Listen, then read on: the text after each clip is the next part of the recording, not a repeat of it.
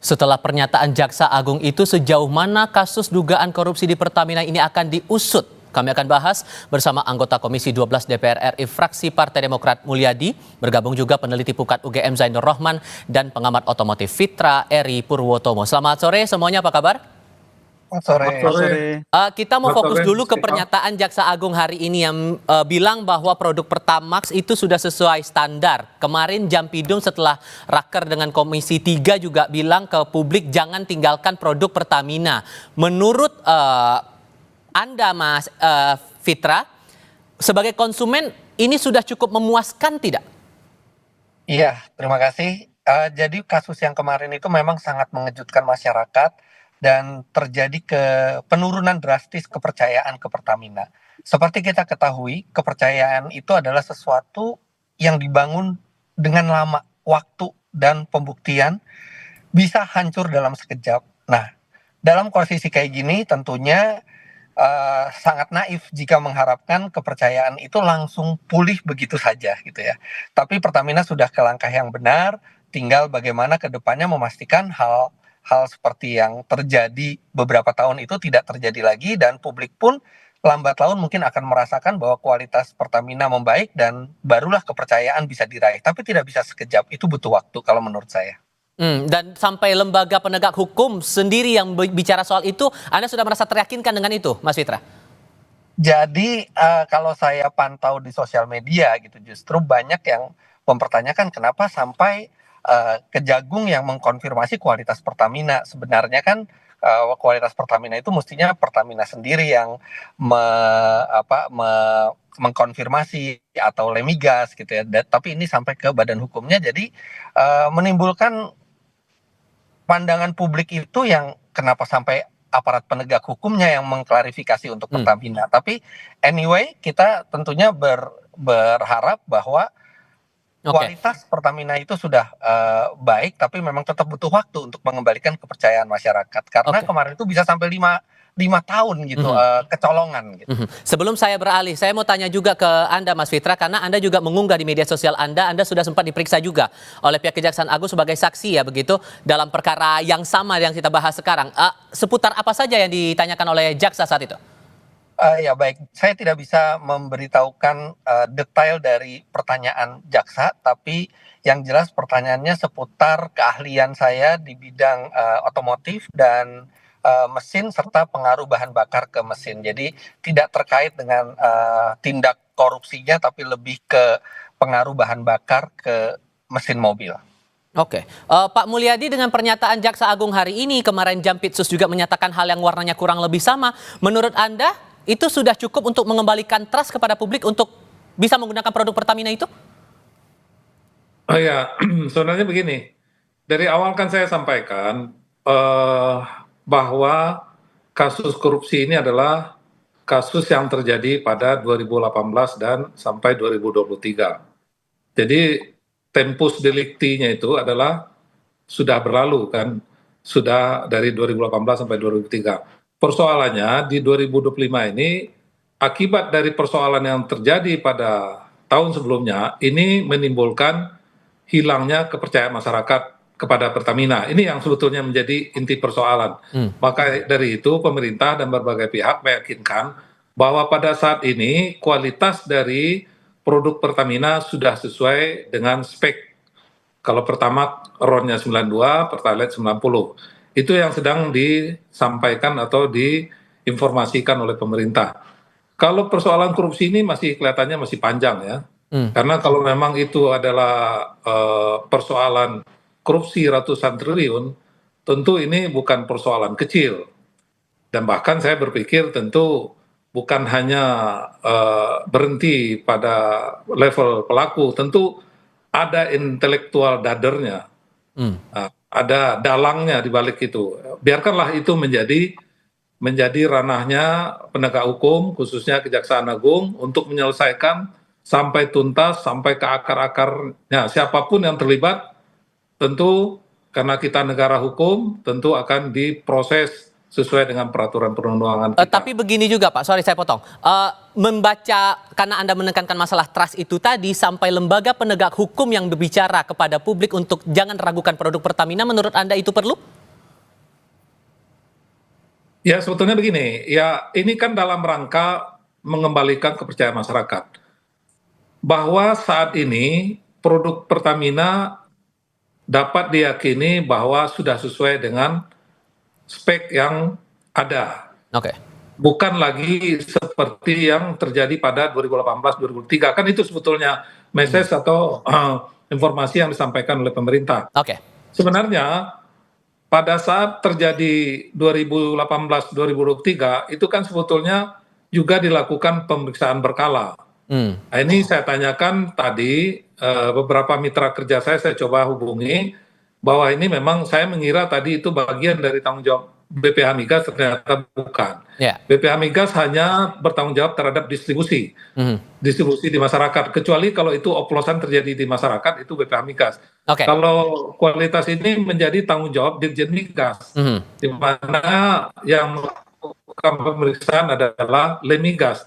Yang menjadi pertanyaan, bagaimana hasil pemeriksaan Lemigas pada periode 2018 sampai 2023. Oke, sorry, saya tahan dulu di situ Pak Mulyadi. Saya harus kasih kesempatan ke Pak Mas Zainur. Mas Zainur, merespon ini bagaimana? Sampai Jaksa Agung berbicara sampai ke sana? Sebenarnya tugas dari Jaksa Agung adalah mendudukkan posisi hukumnya, bukan soal apakah produk Pertamina itu sudah sesuai spek atau tidak. Itu adalah tugas dari lembaga lain, dalam hal ini adalah Dirjen Migas di Kementerian ESDM.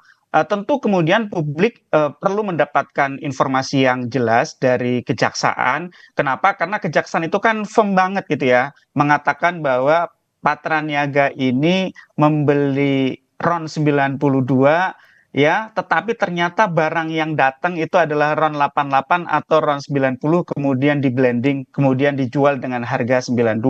Nah, menurut saya itu adalah beban pembuktian yang wajib untuk dibuktikan oleh kejaksaan nanti di depan persidangan. Yang kedua adalah saya melihat perkara ini perkara yang jauh lebih besar dari isu blending atau oplosan. Ini adalah isu mafia migas yang telah bercokol di industri migas kita selama puluhan tahun, tetapi ini kemudian banyak tertutup dengan isu blending atau oplosan. Kita tidak mendengar misalnya perkembangan dari kejaksaan ketika misalnya menjelaskan broker-broker yang kemudian mendapatkan pekerjaan karena niat jahat dari orang-orang di PT Pertamina Patra Niaga ini. Jadi kasus posisinya adalah ada penurunan produksi kilang dalam negeri yang disengaja untuk timbulnya kebutuhan impor. Nah, itu sudah satu niat jahat tersendiri. Yang kedua adalah kemudian impornya itu dilakukan dengan persekongkolan, harganya ditentukan, pemenangnya ditentukan, tidak menggunakan tender secara sehat gitu ya. Dan kemudian juga ada melalui broker. Nah, broker ini mendapatkan keuntungan material triliunan rupiah. Nah, broker inilah yang menurut saya sudah dari lama beroperasi, termasuk ketika waktu itu Petral itu dipersoalkan secara luas oleh KPK, oleh kejaksaan, oleh publik. Tapi ternyata kemudian ini terulang lagi di kemudian hari. Aktor-aktornya masih sama, saya lihat gitu ya. Nah, ini menurut saya tidak mendapatkan porsi cukup banyak di dalam penjelasan-penjelasan dari kejaksaan. Nah, publik ingin apa, Mas? Ingin ke depan agar ya ini tikus-tikus atau mungkin belut-belut listrik yang makan uang dari importasi yang kemudian penuh dengan persekongkolan jahat itu bisa diberantas dengan total dan tidak terulang lagi di masa depan. Jangan hanya sekadar ganti pemain. Nah, jadi menurut saya ini juga Oke, sorry saya potong di situ. Maka pertanyaannya sekarang, dengan sudah keluar pernyataan itu dari dua pihak, Jaksa Agung dan Jampitsus, dan prosesnya di sisi lain juga tetap berjalan, proses hukum di Kejaksaan Agung, Anda membaca arah pemeriksaan ini bakal kemana kemudian? Tapi jawabnya nanti ya Mas ya, kita lanjutkan di segmen berikutnya, usai jeda berikut ini. Sebelum menyinggung masalah proses hukum, saya kembali lagi ke Mas Fitra. Kalau Anda menangkapnya setelah ada pernyataan seperti ini demi mengembalikan trust konsumen, Mas Fitra, atas produk-produk dari Pertamina ini, cara membangun trust itu harus apa lagi setelah yang dilakukan sekarang? Perlukah untuk buka laporan mungkin atau kotak aduan masyarakat semacam itu, Mas Fitra?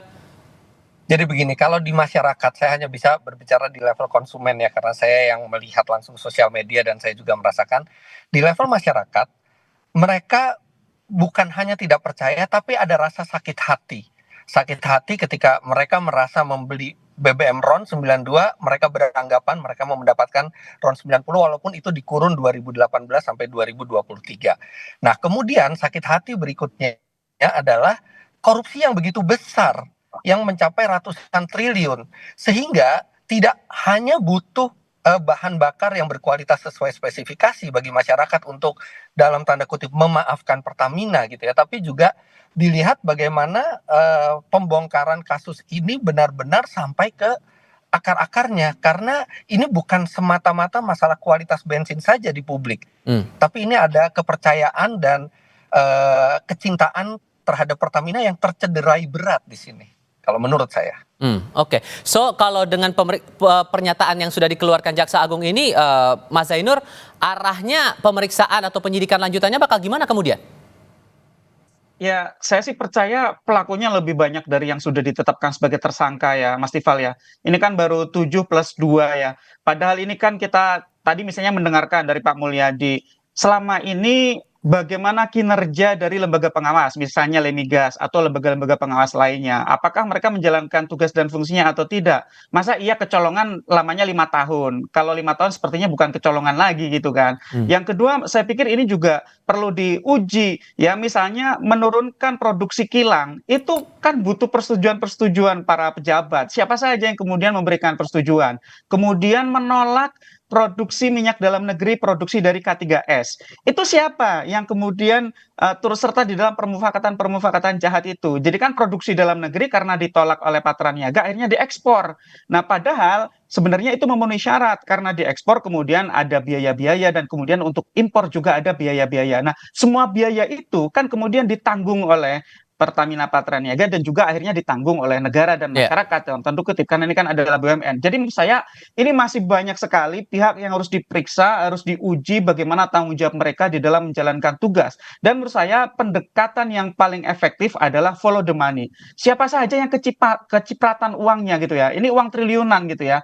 Jadi bisa ditelusuri gitu ya. Siapapun yang menerima hasil kejahatan harus dimintakan pertanggungjawaban secara pidana. Saya nggak percaya kalau hanya 7 dan 2 orang itu, pasti masih ada pejabat-pejabat lain yang turut serta di dalam kejahatan ini. Karena ini kejahatan berlangsung rapi, bertahun-tahun, kolosal, dalam skala yang sangat besar dan punya dampak yang sangat luas. Sehingga sekali lagi ini memang harus dicabut dari akar-akarnya mafia migas ini, dan sekali lagi jangan sampai terulang di masa akan datang karena ini ulangan dari kasus Petral sebenarnya. Oke, Pak Mulyadi setuju juga atau ada pandangan lain? Saya sebetulnya belajar dari kejadian peristiwa ini. Bagi saya sebagai anggota DPR, khususnya sebagai anggota Komisi 12 yang membidangi sektor energi, ini harus kita jadikan sebagai sebuah momentum untuk melakukan perbaikan dalam tata kelola migas. Jadi artinya apa? Kalau memang ini dapat dibuktikan, nanti bahwa ini ada kerugian yang sampai ratusan triliun, berarti begitu lemahnya tata kelola migas kita sehingga bisa sampai kecolongan sampai ratusan triliun. Maka dari itu momentum ini kita jadikan untuk melakukan perbaikan sehingga ke depan tidak terjadi lagi dalam jangka panjang hal-hal yang sangat mengejutkan seperti yang terjadi saat ini. Saya sebagai anggota DPR sendiri sangat terkejut dengan kejadian ini sebagai anggota Komisi 12 yang membidangi sektor energi. Kemudian gimana? Ya, silakan, singkat saja Pak, silakan. Kemudian terkait dengan kepercayaan masyarakat, untuk mengalihkan kepercayaan masyarakat, karena Lemigas selama ini sudah membuat atau bertanggung jawab terhadap uji kualitas, saya mengusulkan ada juga lembaga-lembaga yang mungkin lebih independen, yang secara berkala dan mungkin dalam kuantitas yang lebih banyak terus melakukan pengujian-pengujian. Walaupun kita semua sudah meyakinkan bahwa pada tahun 2025 ini insya Allah bahwa kualitas produk Pertamina sekarang sudah sesuai dengan standar yang ada, tapi untuk meyakinkan masyarakat harus ada lembaga yang lebih independen yang bisa dipercaya oleh masyarakat, karena lembaga sebelumnya terbukti tidak mampu melaksanakan fungsinya secara baik. Itu sebetulnya Intinya bahwa jangan sampai kembali masyarakat konsumen yang kembali dirugikan soal ini. Pak Mulyadi, Mas Zainur, Mas Fitra, terima kasih banyak sudah mau berdiskusi bersama kami. Saya selalu semuanya. Selamat sore. Selamat sore.